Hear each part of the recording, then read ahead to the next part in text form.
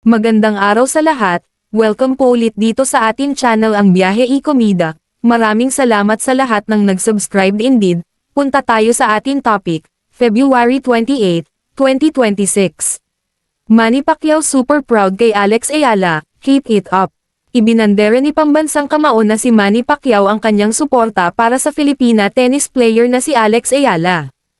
Para sa mga hindi nakakaalam, si Alex ay kasalukuyang world rank number 31 sa Women's Tennis Association, WTA. Sa isang pahayag ni Manny, sinabi niyang proud na proud siya sa dalaga na patuloy na nagbibigay ng karangalan sa Pilipinas. Noong pinapanood ko siya, noong naglalaro siya, I am so proud of her na talagang daladala yung flag ng Pilipinas, saad ni Manny. Pagpapatuloy niya, kapag tinitingnan ko siya, proud na proud ako sa kanya, syempre Pilipino. Kailangan natin ng marami pang ganoon. Keep it up. Nag-iwan rin ng mensahe si Manny para kay Alex at hangad nitong patuloy na gawin ang makakaya hanggang maabot ang pangarap. Ang message ko lang sa iyo, Alex, ay keep it up, work hard. One thing I can say is yung quote ni Winston Churchill, you will never reach your destination if you stop and throw stones at every dog that barks, say ni Manny. Aniya, basta mag-focus lang ito sa kanyang ginagawa at huwag pansinin ang mga sinasabi ng ibang tao. Payo ni Manny, so, huwag mong pansinin lahat ng mga, although, we cannot please everyone. Focus lang sa goal natin, makapagbigay ng karangalan sa ating bansa. And then marami pang mga Pilipino sana ang magbigay ng karangalan sa ating bansa. Keep it up, work hard.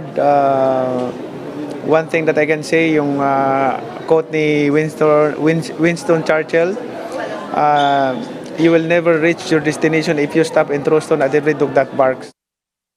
Oh my God, hindi naman gano'n. Kapag may laban si Manny, talagang parang bakasyon yung mga tao, hindi pumapasok, and then yung buong pamilya nasa bahay, may lechon, may popcorn. So, sa tingin ko, medyo malayo pa ako.